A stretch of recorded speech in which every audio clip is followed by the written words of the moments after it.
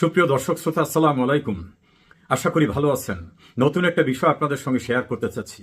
আপনারা কি জানেন, নিউ ইয়র্কে জাতিসংঘের অধিবেশনে যাবার জন্য ডক্টর মোহাম্মদ ইউনূস ভীত সন্ত্রস্ত অবস্থায় বিকল্প উপায়ে তার আত্মসম্মান রক্ষা করার জন্য কি করা যায়, সেজন্য বিএনপির মহাসচিব মির্জা ফখরুল ইসলাম আলমগীর, জামাতের একজন নায়েবে আমির, এনসিপির এক নেতা এবং বিএনপির ভারপ্রাপ্ত চেয়ারম্যানের পররাষ্ট্র বিষয়ক উপদেষ্টাকে সঙ্গে নিয়েছেন।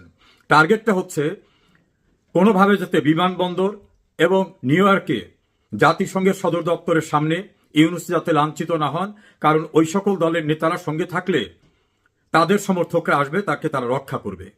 কিন্তু সেখানে খুব বেশি একটা সাড়া হয়নি। তাহলে বিকল্প করা যায় কি? আউটসোর্সিংয়ে লোক সংগ্রহ করতে হবে। আউটসোর্সিংটাকে আরো সহজ করে বলি, টাকার বিনিময়ে ভাড়ায় লোক আনতে হবে। সেজন্য বিভিন্ন স্টেটে লোক নিয়োগ করা হয়েছে, যে তাদেরকে সেখান থেকে আনার খরচ দেওয়া হবে, যাওয়ার খরচ দেওয়া হবে, আর জন প্রতি একটা টাকা দেওয়া হবে। এই খরচটা কোত্থেকে আসবে? এম্বাসিতে বিভিন্ন সোর্সের, যার হিসাব দিতে হয় না এমন অনেক সোর্সের টাকা থাকে, সেই টাকা এবং ওইসব দেশে যারা আওয়ামী লীগ বিরোধী ব্যবসায়ী বা ধনী মানুষ, তারা একটা অ্যামাউন্ট দেবেন, আর ইউনূসের যে কোম্পানি আছে সেই কোম্পানি টাকা দেবেন। এই মিলে বড় একটা ফান্ড করে আউটসোর্সিংয়ে, অর্থাৎ ভাড়ায় লোক এনে প্রবাসে থাকা আওয়ামী লীগ বা 14 দল অথবা মুক্তিযুদ্ধের পক্ষের লোকরা, বীর মুক্তিযোদ্ধারা যে ক্ষোভ প্রকাশ করবে, প্রতিবাদ জানাবে, সেই ডিমনস্ট্রেশনের কাউন্টার ডিমনস্ট্রেশন করার জন্য লোক খোঁজার ব্যবস্থা করা হয়েছে।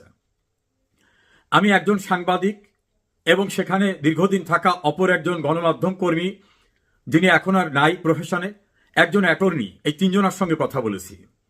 তারা বলছেন যে বেচারা হয়তো খুব ভীত সন্ত্রস্ত হয়ে গেছেন, না হলে অতীতে কোনো গভর্নমেন্ট, এমনকি সামরিক স্বৈরাচাররাও কোনোদিন যাবার পরে এই জাতীয় প্রস্তুতি নেন নাই।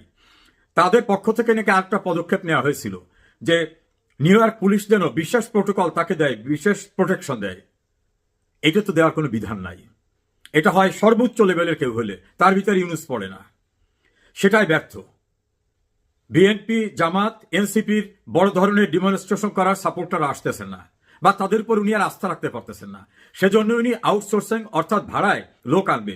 যেসব লোকগুলো বিভিন্ন ইন্ডিয়ান শপে বা অন্যান্য শপে কাজ করে, ক্যাশের ভিত্তিতে কাজ করে, বা রেগুলার কোনো কাজ নাই, তাদেরকে নিয়ে এসে তাদের দিয়ে ডিমনস্ট্রেশন করা হবে এবং তাদের আগাম টাকা পরিশোধ করা হবে, যাতে তারা ফিরে যাওয়ার সময় বিব্রতকর অবস্থায় না পড়ে।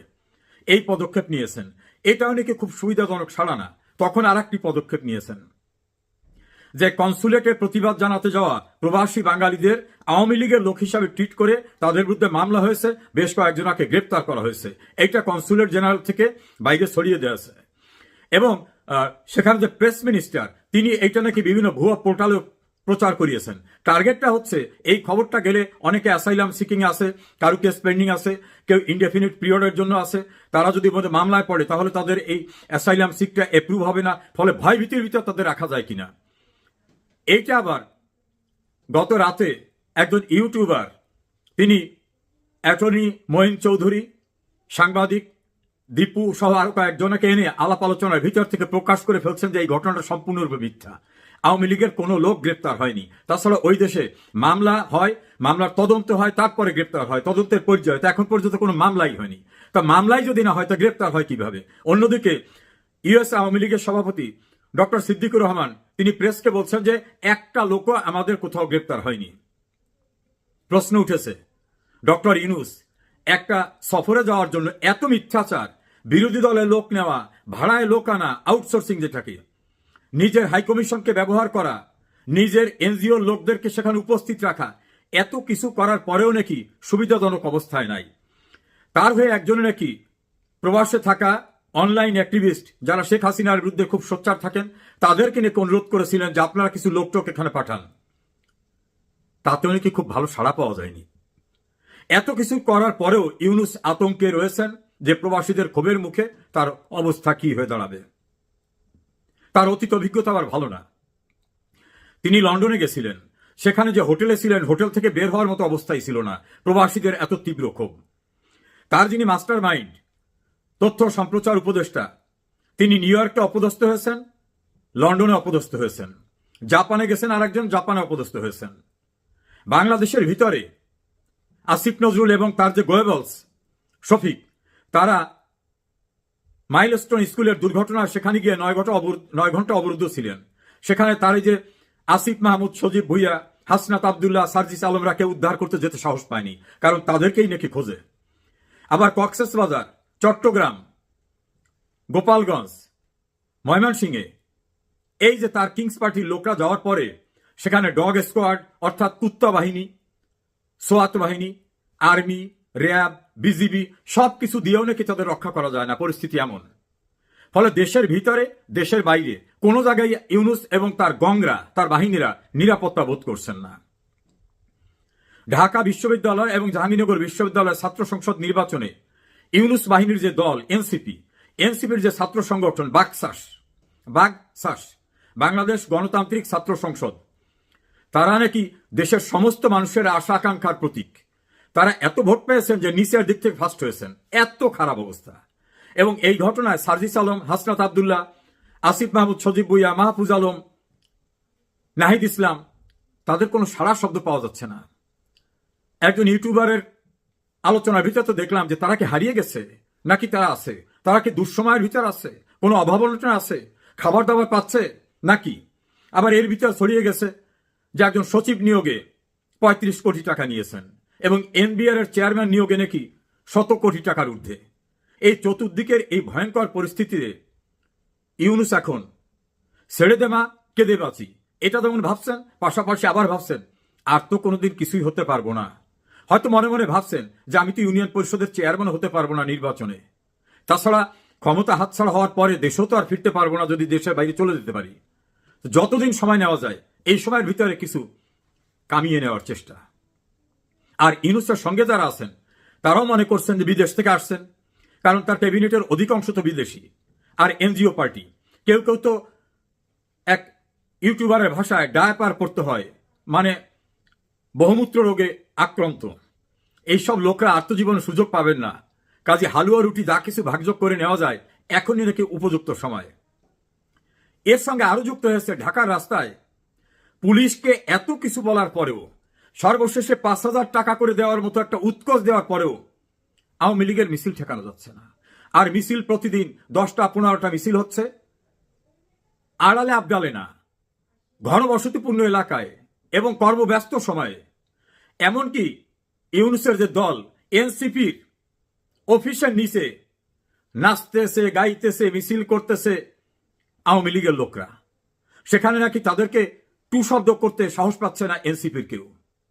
অন্যদিকে জামাত এবং বিএনপির ভিতরে একটা বিভাজন দৃশ্যমান। এনসিপি তো হারিয়ে গেছে, তার কোনো খোঁজখবর নাই। আবার তারা যারা অনলাইন অ্যাক্টিভিস্ট, বিদেশ থেকে যারা সোচ্চার ছিলেন, তাদের আহ্বানে নাকি আর এখন কেউ সাড়া দিচ্ছে না। তারা এই আওয়ামী লীগের বাইরে গিয়ে জামাত, বিএনপি, এনসিপি এদের দিয়ে নাকি কিছুই হবে না, ইউনুসের নাকি খুব শিগগিরই পতন হয়ে যাবে।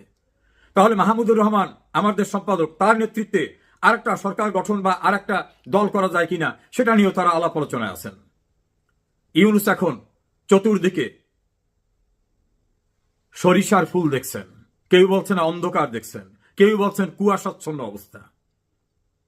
আওয়ামী লীগের নেতাকর্মীরা উৎসাহিত হয়ে রাস্তায় দোর্দণ্ড প্রতাপের সঙ্গে, আত্মবিশ্বাসের সঙ্গে মিছিল সমাবেশ করছে।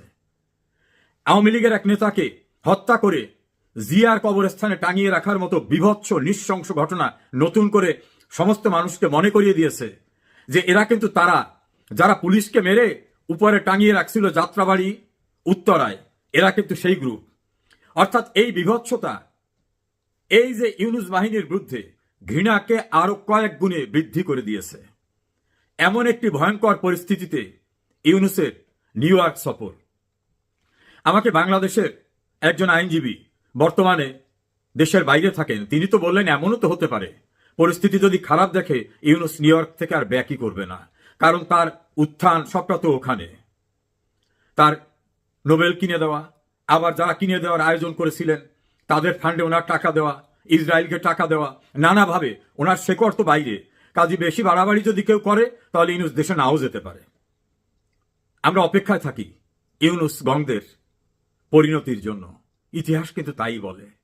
আতঙ্কিত ইউনূস, একজন খুব পরিচিত গণমাধ্যম ব্যক্তিত্ব বলছেন, ইউনূসের ক্যাবিনেটে অনেক বয়স্ক লোক আছে যাদের ডায়াপার পরতে হয়। এবারে আতঙ্ক যা, তাতে প্রাকৃতিক ডাকের জন্য ইউনূসকেও কি ডায়াপার পরতে হবে? এমনটাও কি শঙ্কার বাইরে?